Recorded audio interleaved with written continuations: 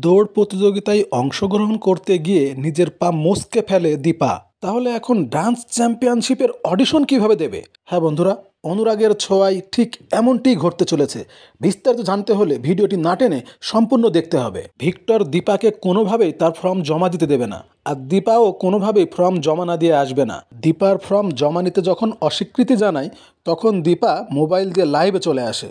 লাইভে এসে যখন ভিডিও করতে শুরু করে, তখন বাধ্য হয়ে দীপার ফর্ম জমা নেয়। আর ওদিকে সোনা ও রূপার স্কুলে বার্ষিক ক্রীড়া প্রতিযোগিতা, যেখানে বাবা মাকে সঙ্গে নিয়ে ছাত্রছাত্রীদের অংশগ্রহণ করতে হবে। সোনা অংশগ্রহণ করে অঙ্ক দৌড়ে, এবং অঙ্ক দৌড় প্রতিযোগিতায় সোনা চ্যাম্পিয়ন হয়।